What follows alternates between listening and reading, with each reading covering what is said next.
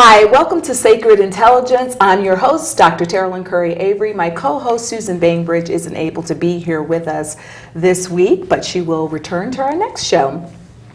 I want to talk with you a little bit before I introduce my guest and just reiterate what sacred intelligence is. Sacred intelligence is our ability to tap into the sacred part of us to make intelligent choices. And when we're able to do that, we're able to manifest our own greatness and we're able to see the humanity in other people. One of the reasons why we want to learn how to maximize our sacred intelligence is because then it will help us to develop better relationships. Healthier relationships. First, we start with developing a healthy relationship with the sacred, which is really being able to be in tune with that divine part of us that guides us and helps us to make really good choices in life. It centers us, grounds us in this quiet and calming place. Once we develop that relationship, it then helps us to develop a better relationship with ourselves because we know that we're created out of divine goodness and divine love. So it helps us to learn to be more confident in who we are. And as a result, if we're more confident in who we are, we're better able to share our gifts with other people and develop relationships as a result of that. And when I speak of relationships, I really mean all sorts of relationships, not just those intimate relationships that we have with our partners or with our children, but the people that we work with, the people that we interact with on a day-to-day basis, whether it be in the street, in the supermarket, on the highways, just developing better relationships in general.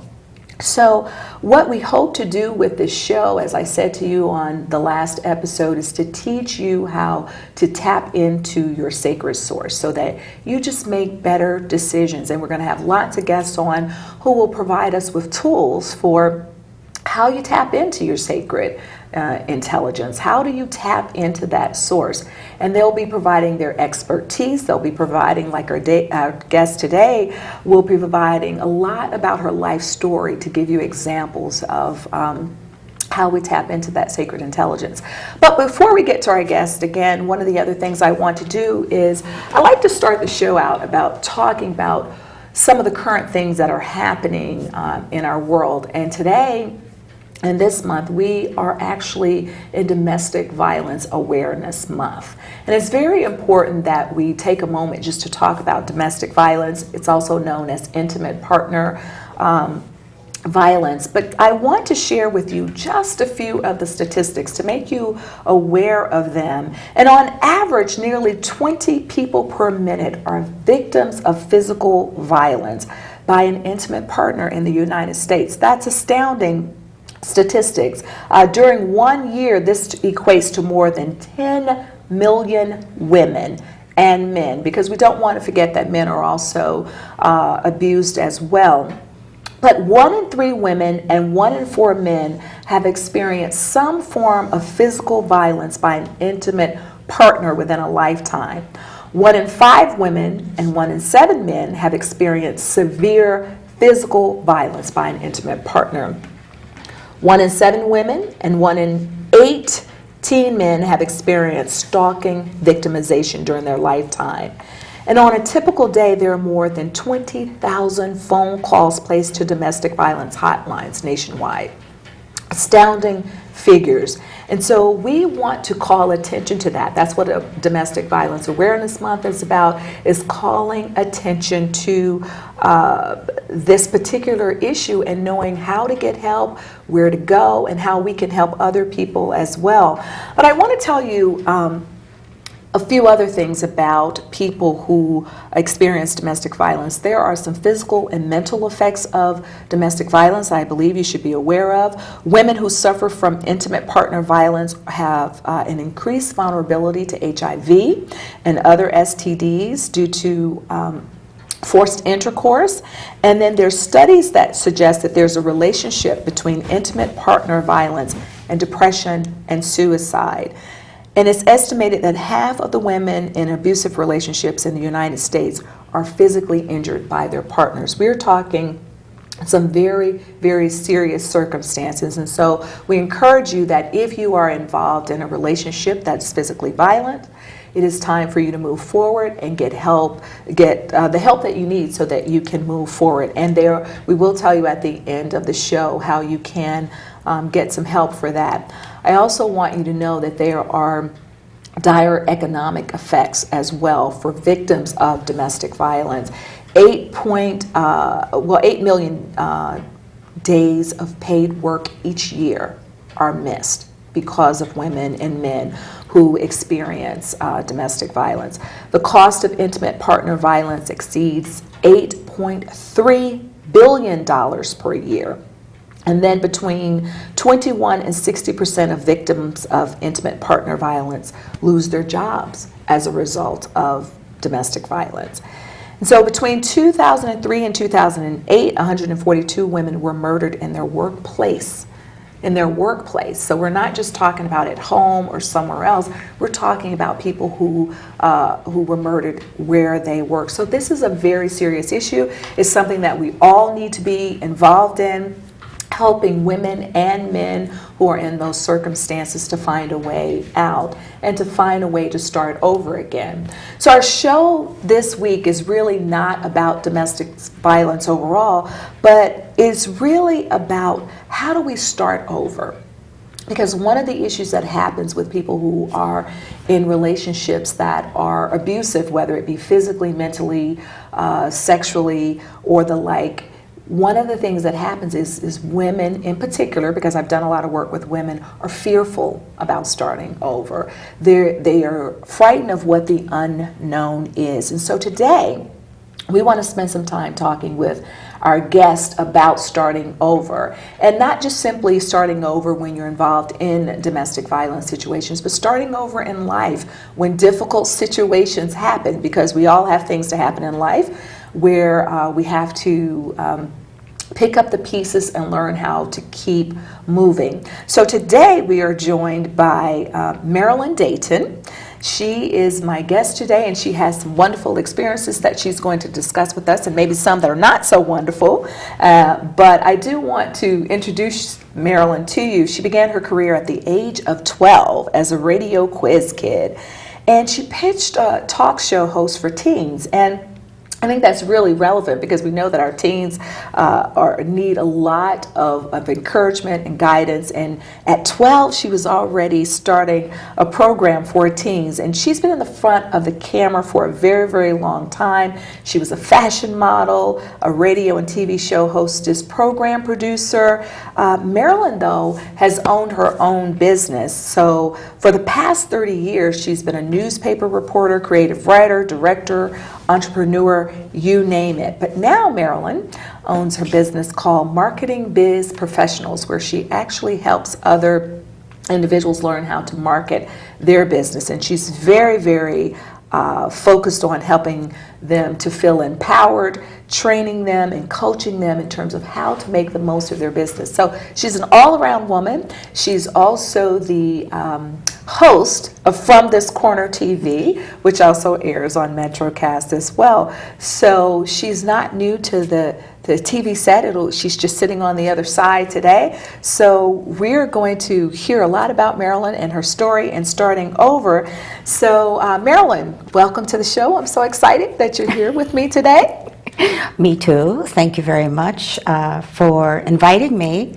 And then, of course, because I've got a TV show, I invited her on mine. Mm-hmm. So, that's kind of how it goes, especially when you have a story to tell. Mm-hmm. And I was listening to all of these statistics.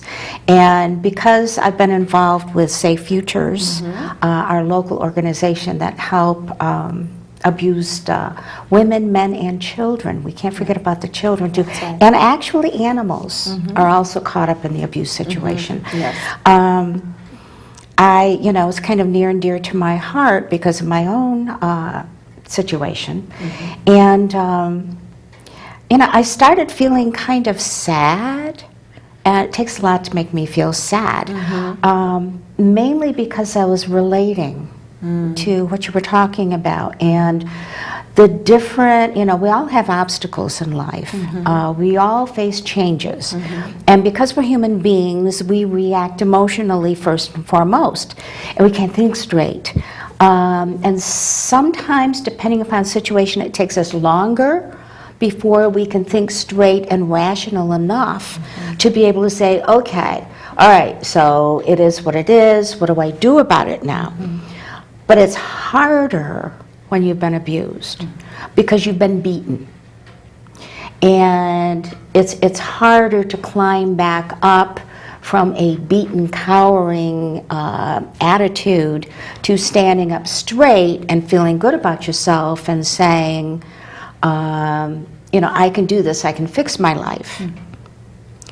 And so I was relating to everything that you were saying, and it was like... And I know, and that's one of the things that I really want to talk with you about, really the psychology part of how do you get back up and how do you fix your life after you've been beaten and battered not just physically, but psychologically, because it makes your self-esteem this little. And so you feel like you can't live without that person in your life. What am I going to do? You start thinking about what are going to be my financial resources in this situation, who's going to help me, who's going to support me. So before you get into your discussion about leaving one of your husbands who was abusive, I want to talk about just in general this idea of starting over. Can you talk about that a little bit? Because I know when I read your bio, you mentioned that you grew up as a very shy child, which is really interesting that you were shy because you ended up being a model. Yeah, I was shy and quiet. I was an observer. And my parents always told me I was born mature. Well, I don't know if that was true or not, but I was not a kid. I was not your typical kid. I was very serious, and I was perceived as shy because I was so serious and watching people all the time. I've always been like a sponge. I love to learn, and at the age of almost 70, I'm still learning all the time. I love it, and I'm never going to stop. But yeah, I was. When I don't know if our viewers remember the good old days of the radio quiz kids. It was kind of, well, it was before the Mickey Mouse Club, okay, but there were some of us who, I helped my older brother study, so I knew all the answers, and I was very quick with my reflexes so I could hit the button. We had, buttons to hit, and when we knew the answer, and sometimes halfway through the question you kind of know where they were going. You go B, and then they'd finish the question, and so I was just always winning because I had all the answers. So you already knew that you were smart. Well, they're smart and then they're smart. My brother was smart. He could remember things. He never studied. He didn't know how to study because he had this almost photographic memory, and which failed him in college, his first try at college, because he didn't know how to study. He had to learn everything, a different way. But he always had to be quizzed, before, because he'd be paying attention in class and not study. So I'd be his quiz master, And so I paid attention and I learned. So that means that you still were smart. Because you're I was giving your smart, brother yeah. credit for being smart, but what I want you to do is to give yourself credit for being smart too. I own the fact that I'm smart. Own your smartness. That's what I want you to do. And so, because what I'm thinking about is that, you grew up in front of the camera, you grew up helping him, so that must have given you a strong sense of who you were to some degree, even though you were shy. I've always helped people. Stories are when I was a kid, anybody in the family, and we had an open door policy, we all lived in the same town, or some of us lived in the next town, and we'd all get together every Sunday. It was family day, and but our door was always open, and we had relatives come in and they'd sit down and talk with me about their problems, and I was a good listener because I was silent, and they would solve their own problems, but they thought I was helping them. I'd ask them key questions. I don't know, maybe I was born mature. I don't know, but I've always helped people. It's just been kind of my nature. And when you are looking for help, it's very difficult when you're used to being the helper. Well, I think part of the issue is that we don't want to ask for help.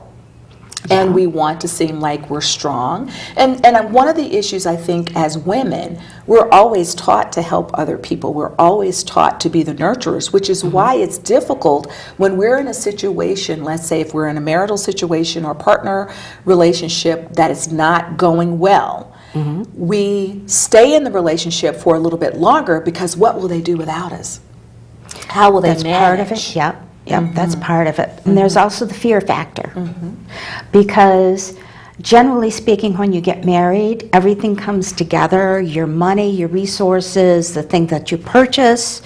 And so there's a togetherness that is outside of your emotions and your personal emotional relationship, which is the financial relationship,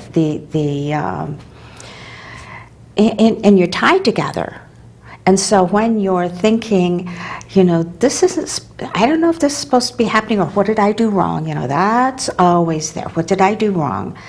And you try to fix it all the time, which means you get out of who you are. You become somebody other than who you are by trying to model yourself into this person that won't get hit, that won't get yelled at, that won't cause him to get mad. So really what you're doing is you're taking ownership for their behavior instead of saying they're making the choice to do this. You're saying, I made this person mad, I made them hit me. And a part of what we do when we work with women who are in abusive relationships is really teaching them how to be, to find themselves more worthy. That you don't deserve to be hit. You didn't do anything. This person is the one who has the problem, not you. But we do have to work on what keeps you in that relationship. That's important to kind of figure out, why are you blaming yourself? Exactly. What have your life experiences been that keeps you there, right? And so we do a lot of work around helping them to kind of reframe their thinking, helping them to build up their self-esteem, and knowing that they were created out of goodness and love and they don't deserve to be hit. Exactly, and that's tough to think of yourself that way when every day you are being told exactly the opposite. Right. And my own personal experience was, it was very tough because it was my second marriage. My children were living with us, and he was their stepfather. And he just decided to take over everything as far as training the kids, disciplining the kids. And I'm kind of like standing there going, I don't know if this makes good sense, because he'd become like a drill sergeant. And so I was trying to figure out what the devil, what do I do about this? And while you're thinking about it, things are happening, and they're happening to your children. But you're so emotionally wrapped up in it, it's hard to think straight. And I was the main earner in the family. I owned an ad agency, and it was a very successful agency. And so I was paying all the bills, and he did manage to, and it was my own choice to do so, and we all go, oh, that was stupid. And it was. He wanted to become involved in my business, and he wanted to become vice president of finance. Oh, that was a mistake. But anyway, and I didn't know how to say no, because I thought if I say no, he's going to throw something at me, and I got to do the ducking situation again. And I was doing enough of that. So I said, okay, fine, whatever you want to do. Make him feel useful, maybe he will change. So that when I finally made the decision to end the relationship, kick him out actually really did a good one before. So I want to talk about that kicking out piece, because I've heard the story before of you kicking him out. But before I ask you about what was your decision to leave, and I know what that was, why did you stay for as long as you stayed? Because you just referenced you had been married before. So clearly you knew about starting over, and you had left someone who wasn't good for you. Yeah. So you knew about starting over, and you knew that you could do it because you had done it before. What kept you in this relationship for as long as you stayed in it? Well, as short as I stayed in it, actually, is the way it is. We were only together about a year before I got smart. I wanted to give it enough time. When I commit to something, I commit totally, completely beyond what I really need to commit to it, and sometimes hurt myself in the process. So I was committed to make this work. And through my stubbornness and my fear factor, I guess you could say, I didn't want to change anything until I had a plan. Yes. Because I'm somebody that needs a plan to fall back on, or I'm not a spontaneous person. I have to think it through totally and completely. And I needed the time to do that. But I think it's interesting that you are saying you needed the time to do that when you were in a dangerous situation, because I think there's some situations that cause us to say, I don't have time to figure out my plan in terms of what's going to happen next. I need to just get out and then figure it out after that. I mean, if you are in a dangerous situation where someone is throwing things at you and then you don't know when it's going to escalate and they're going to end up punching you and threatening to kill you and all of those things, the time to get out is then. Now, I know that it isn't easy, and so I'm just kind of tapping into you saying, well, listen, I needed a plan. I needed to figure out. And one of the things that we teach women in particular, because I work with a lot of women, so I apologize to any men out there who are watching this. I do know it's important for you to have a plan as well. We teach people to have a safety plan. Mm-hmm. You need to have a safety plan, and you need to share it with someone else. But that's not the sort of thing that you can be very strategic about, like, well, I got to have a 5-year plan, a long-term goal. No, you got to have a plan to say, I got to get out of here as soon as I possibly can. So for you, though, a part of staying in it for such a long time was, that analytical self, that structured self that says, this is the way I have to do this. But I wonder, Marilyn, could you also tell me, and we are going to get to what happened when you finally decided to leave, but how much does society's views of you staying in a marital situation, how much did that impact you, especially because you had been married before? Because I hear some people say, well, I don't want my marriage to fail. Exactly. And so they stay in it, and I will say to them, is your marriage a success now? Just because you have the paper and you're together, is your marriage a success? So how much of that impacted your decision? Does. That external factor, definitely. I tried to talk to my mother about it, and she said, well, you know what I say. I said it in your first marriage. You got to stick by your man. I'm going, oh, God, that's not what I wanted to hear. And like the Loretta Lynn song, Stand By Your Man? Stand By Your Man, yeah, it shows exactly. Our age to say that, well, but we know. But and today there are still people that feel that way. I want you to learn from me, not do as I did, okay? Mm-hmm. Learn from my mistakes, because I made mistakes. We all made mistakes. The mistakes I made some big ones. I was afraid. I was afraid he was going to hurt us. That was a factor, too. Sure, and that's real. Once I realized, okay, we have a potential really bad problem here, I've got to be really careful, which then led me to think I've got to be careful and be thinking and planning at the same time. Sure. And being careful doesn't help at all, because they're going to get mad. They're going to get mad no matter what. It could be the weather set them off. And, you just don't know what's going to set them off. And what you're really saying is the unpredictability. Very. So that if you are staying because you're worried that it's going to create a worse situation, it's going to be bad no matter what. It's going to be bad. And the truth of the matter is, the reality is you could leave, and it could lead to death. We can't deny that, right? And so you're making a choice. So whether you stay in the relationship or whether you leave it, you really are making a choice to say, do I stay in it and experience this every single day and still end up dying, or do I leave? And that's a difficult choice for people to make. It is. It's very difficult. But tell us about when you finally decided to leave. What prompted you to leave him? Well, there are actually 3 things. I asked him if we could sit down with our minister and his wife and try to work through what wasn't working. And that took some work. But we finally did. And this man that I was married to at the time, he's sitting there telling our minister that it's all his parents' fault and he should have killed him when he had a chance. And I'm sitting there going, okay, I'm not going to say the word I'm thinking of, but dummy head, okay?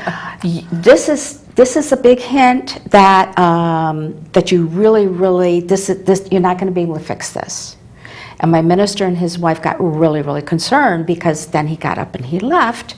And I'm sitting there and they looked at me and they said, we've got to help you take care of this. And I said, it's my house. I don't want to get up and leave my house. He has no right. I was getting really mad. And that was overcoming the fears, okay?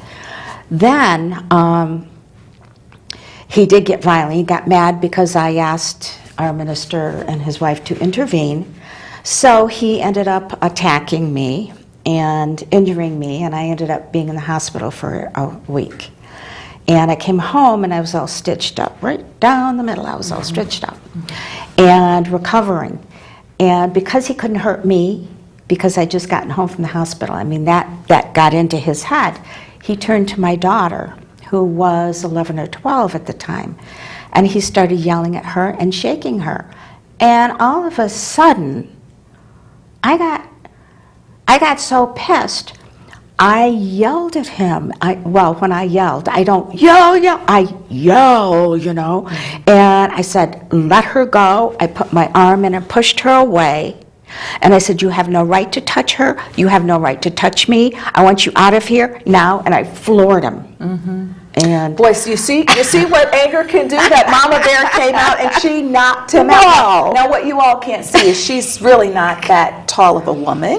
So for her to knock him out, that was some severe force. And what dawns on me when I hear you tell that story is this, is that even when we don't leave for ourselves sometimes, if you touch my child, it's on. Absolutely. I'm ready to take you out. Now, we do know that not every woman feels that way. We know that some people still stay in relationships because they then worry, well, what are you going to do with my child if I leave?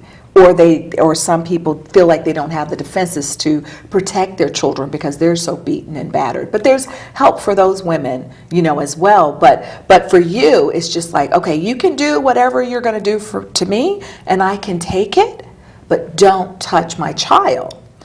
But the thing that we miss out on in that piece is this.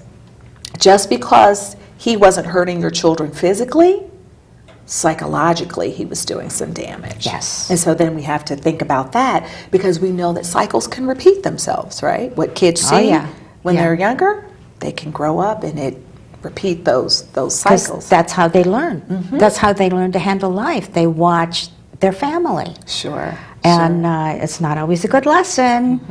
And the interesting thing is, now my first husband and I did not have a good relationship because he always thought it was my fault. And I mean, because I ended the marriage.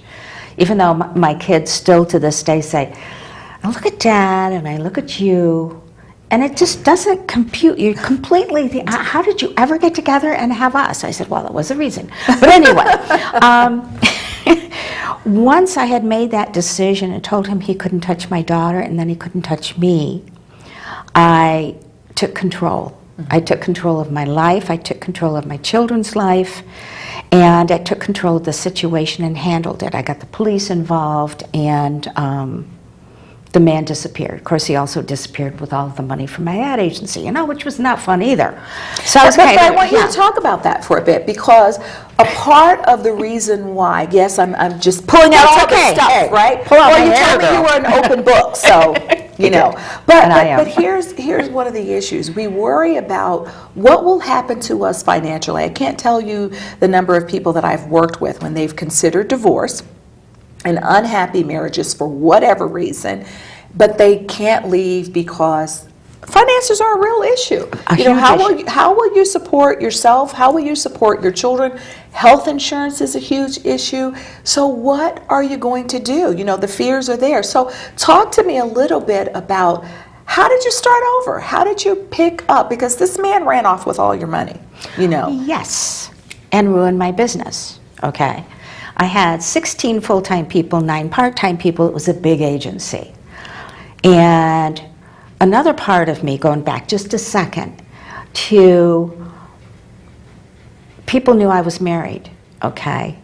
And I had an image that I had to maintain in the business world.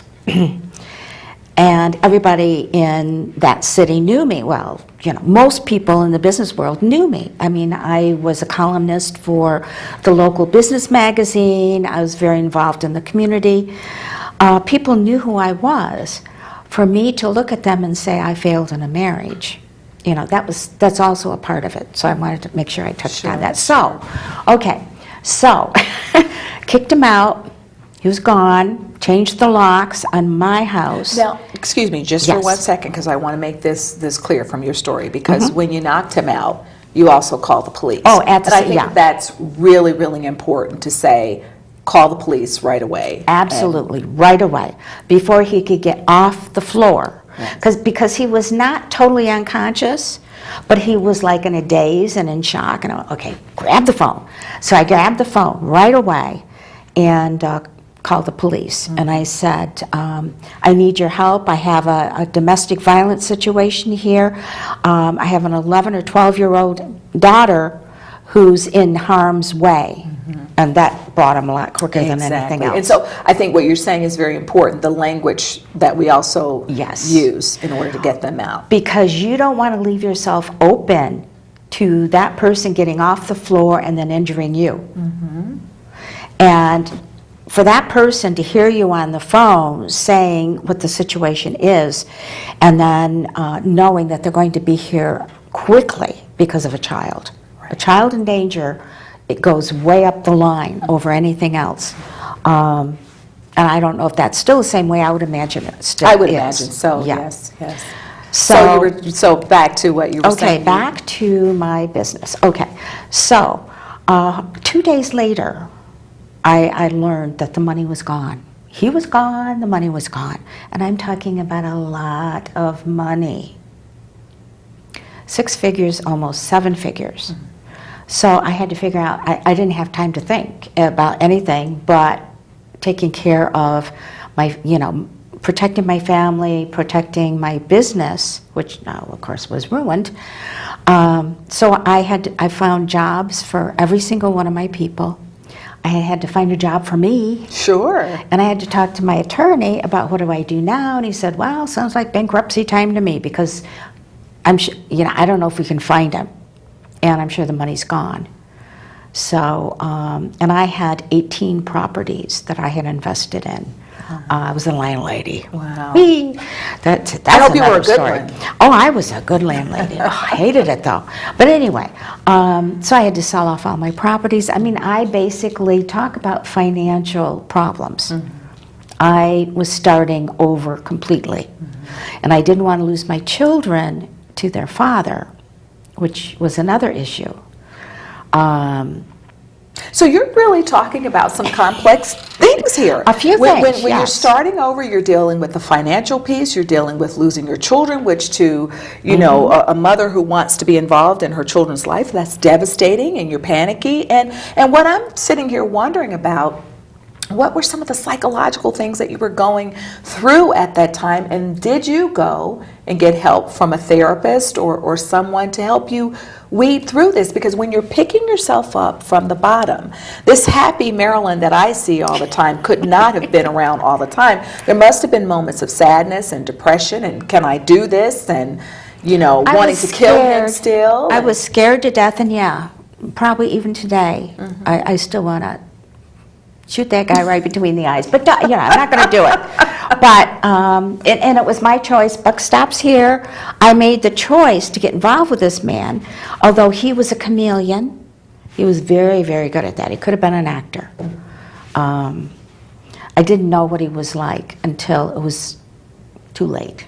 But it wasn't too late. That's the thing. You know, we've got to think, okay, this is not working. Change things. Make a change and start over. I was scared, but I've started over so many times in my life that I knew I could do it. I had to go back to my inner strength, which was tough to find.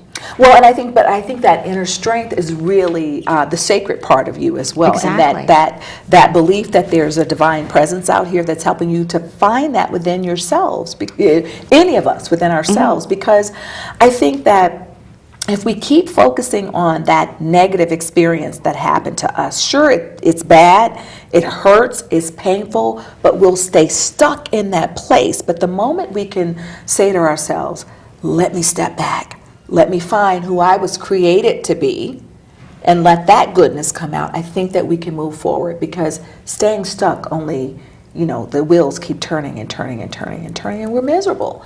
And so, but I do wonder, Marilyn, again, even though you went to find that inner strength, because I want our viewers to be clear that just because we have this sacred presence and just because we find the inner strength doesn't mean that it doesn't get daunting for us and that we get sad and overwhelmed and want to scream and shout and do all those things. So I just want people to be aware that as you're going through it, it's not a bed of roses, honestly. No, oh no, it's very painful. But that's pain. The pain is a part of the process, but you get through it. Oh man, do you ever get through it? However, you can't do it alone.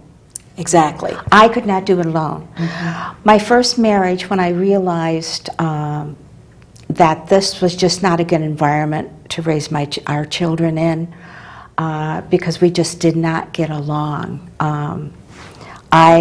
Everybody needs a thinking place, and I think, isn't it Winnie the Pooh who has his somebody had a thinking place, and we all need a place where we can be alone, to think clearly, to work things out, to have a crying spell, not worry about somebody seeing. I had a place I lived in Rochester, New York, and I had a place overlooking the lake that I would drive to, and I'd sit there and I'd bang on the car, and I'd scream and I'd shout and I'd cry, and then I go, oh, I feel so much better. Yeah. But I also prayed a lot. Yeah. And I knew someone, actually he was a friend and a client. Most of my clients become friends. That's because you're such a wonderful person. They can't help but to become friends. It just works out that way. And he was a psychologist. Okay, so he would give me advice and we'd sit and talk. Only because I have to tell you, as a psychologist, I know you see pastologists up there, but I'm a psychologist and a pastor. And I'll tell you, you people that are friends just love to get free service, don't you? Yes. Free therapy. But you know what? With me, it could be both ways. We could sit over coffee and I give marketing advice and then I get psychological advice. Hey, it works. All right. It works it's a out win-win fine. situation. We just don't have to worry about the paperwork. Okay, sorry. So back to your story. Your friend who's a psychologist was able to help you. And it was his idea, let's go sit over coffee. Yeah. Because he wanted to help. Because he knew who I was. And he actually knew my situation before even I would admit it to myself. Because my office was down the hall from his, in the same building. So he would see my ex-husband, I love to say ex-husband, my big life mistake. But you know what? And something I've got to say here is I would not be the person that I am today if I did not have obstacles and trials of fire in my life. And if I did not start over, I'd be dead, of course. I'd be dead. So, Marilyn, I want to just say something about that point, because sometimes that sends people into a tizzy when folks say you have to have had the life experiences that you have and blah, blah, blah, blah. And I want to be clear about something. We don't have to have all the life experiences we have. There are terrible things that happen to us in life. But what I think you are saying in that statement is that you grew from that life experience and it's helped to shape you for better or worse into the person that you, for better, not worse, but I use that phrase, but it's helped to shape you into who you are, because I just want to be sensitive to that idea. I know that people really get upset when they say, well, you had to have gone through the experience that you went through, you were meant to, you were destined to, and I want to be clear about that, because there are circumstances in life that really is just because people are up to no good that things happen. Yes. But I do think that even when we are in the most horrific of circumstances, because I've heard people talk about it too much, that we can bring something good out of those if we view ourselves in a different way and we decide to change, even if it's being an advocate for someone else. Like, I know that you are a really big advocate, and so I appreciate you saying that you grew a lot from that experience. And thank you for saying it so well. and she does that very well, too. It's true. I grew. Because we all have, as I said before, we all have obstacles in life. The key is to recognize each obstacle and decide what we want to do about it, and make as right a decision as we can. Sometimes it takes time. Sometimes you go, whoa, getting rid of that one, quick. But every change in life is a growth, a pattern of growth in our life's journey. Mm-hmm. And I think that sometimes what happens is people see themselves in a box and they don't think they can get out of that box. They don't see any way out of it. And what I think is interesting is sharing our stories, because often as women, you said your psychologist friend knew your situation even before you did. Mm-hmm. And so there are 2 points I want to make about that. One is, and you can probably talk about this more too, when you share your story, there's a freedom that opens up, because you're not hiding in fear, guilt, or shame, because we're ashamed to say that our intimate partners abused us, right? Yeah. And so sharing that story frees us. That's the first thing I want to say, and you can talk about that a bit. But the second thing I wanted to just note too, if you could talk about this a little bit, is how people on the outside can notice things. And we have these blinders on. And I think it's so important for us to not be blind, because then we can look at the patterns. Why do I choose a certain type of person in my life? And by patterns, it could be we choose to be in relationships with partners who treat us in ways that are not healthy and kind to us. We choose to be in work relationships where our bosses are abusive sometimes, right? Yes. They're more verbally abusive. We allow our children to be verbally abusive. So I want you to kind of think a little bit about, so I know I'm requiring you to do a couple of things here at one time, but just to think a little bit about maybe what are some of your patterns? What are some of the things that you noticed about your 2 husbands in terms of similarities? Because that's the way we choose different people when we get married again, because you might get married again. I don't know. No way. No way she'll get married again. But how do we go about choosing differently? How do we break those patterns? We break those patterns by recognizing what it is in ourselves that leads us to look for this type of person.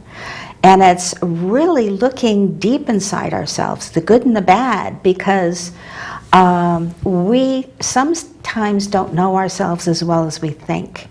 And if somebody says, something weird's going on, what's going on there, you've got to stop and say, what do you mean? Sure. Be open to, don't take it as, don't become defenseless or defensive, and don't think you're being criticized. You're not being criticized.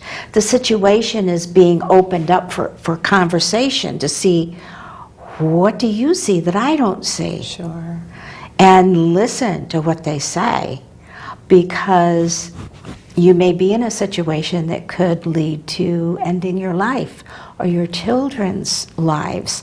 And I see today differently than I saw when I was young, because there seem to be so much more stresses in life.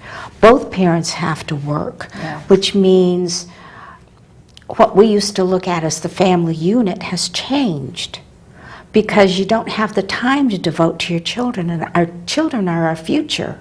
We've got to do what's best for them, not always what's best for us or what we think is best.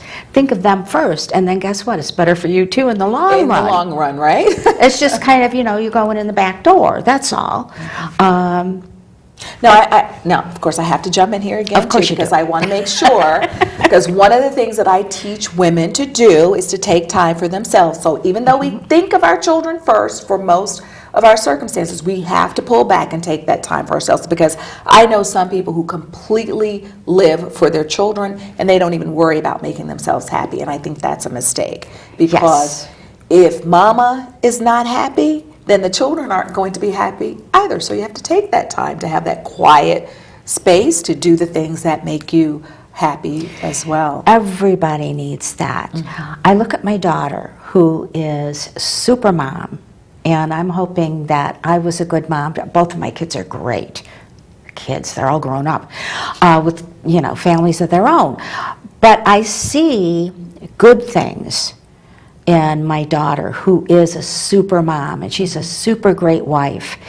But she doesn't get time for herself. And every once in a while I hear that, I never have time to even read a book. She needs to come and see me. That's what she needs to do, because I would tell her she needs to spend some time Well, with you know herself. what I do? I say, okay, next week or the week after, how about a full day for yourself? I'll take care of everything.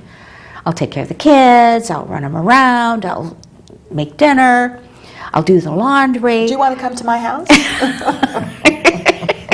So I call it the Christina Day, because her name is Christina, and she's wonderful. And I get her these gift certificates, for a massage or things like that, for her birthday and Christmas, and they sit on the shelf for sometimes up to a year. And I'm always bugging her. I say, honey, when are you going to use that gift certificate? I never have time. I say, okay, here we go, Christina Day, when do you want it? Yeah. And I change my schedule, because you know what? It's a good day for me too. Because it takes me out of my normal and it makes me feel good. But I think what you're also talking about, this is the shared relationships that we have with people. And I think you are able to do that for your daughter because of what you experienced. You remember what it was like to work really hard, because I'm sure when you were building yourself back up, when you were starting over, there were times that you didn't have any time for yourself. Other than when you were going out to go have your cry or to talk with your psychologist friend, you probably didn't have many spa days. And so what you're saying is that from my experience, I am able to share my goodness, my beautiful divine self. I'm able to give of that to other people and to my grandchildren. What joy is that, fantastic. right? Yeah. And so I really appreciate what you've shared with us today about your starting over. There was so much more that we could have really talked about. I do want to just say, though, before before I close with some golden rules in a little bit, tell me, though, about the freedom in sharing your story, because I'd asked you about that before. Tell me about that a little bit, and how it released you. Oh, man. I felt guilty. I felt like a failure. When I had those quiet moments with myself and with God and the universe, and I'm trying to realize that I'm special, and tell myself I'm special. It took a long time before I could admit that I really screwed up. But you know what? I'm a human being. We all goof up. And if somebody can learn from that, but it took years before I could. The only time I talked about it, when it was happening and right after it happened, was when I realized my first husband could take my children away, and I wanted him to know the situation. So I asked him to come over and sit and talk, and he goes, "What? You want to sit and talk?" I said, "Yeah. It's really, really important. It's about the kids." "Oh, well, okay." So I apologized to him for putting our children in a dangerous situation. And I promised him that it would never happen again, that it was a huge learning situation for me. And he just sat there, and our relationship changed, because all of a sudden I was a human being sitting across from him. Sure. And I was apologizing to him, I mean, it was a big thing. But could I talk about it to other people? No. But, I'm turning 70 in a month. What the hell? So you can talk about anything. I can talk about anything. And things don't scare me. The only things that scare me are watching my daughter in a bad situation, or my grandkids, or my son in a, tough situation. But here's the tough part about that, right? And if we can think back to those situations where we wouldn't listen, sometimes people just have to have those hard experiences. My mother used to say, and I'm sure my sisters will kill me for saying this, but my mother used to say, a hard head makes a soft behind. Like, there are going to be some consequences for this if you decide to do this. And so sometimes people are trying to guide us in the right way, but we're just intent on doing things the way we want. Or sometimes life is just difficult, and it takes us a moment to get out of those situations. But if we continue to think about, I have options, then we can move forward. But as long as we stay in that place of, no, I don't have options, this is the best that I can do. And I work with people who feel like I can't do any better. But it's really about feeling better about themselves. So, but if you can remind them, like every once in a while I look at my daughter and say, I am so proud of you. And I'm proud of who you are as a person. I'm proud of the mother that you are to your children.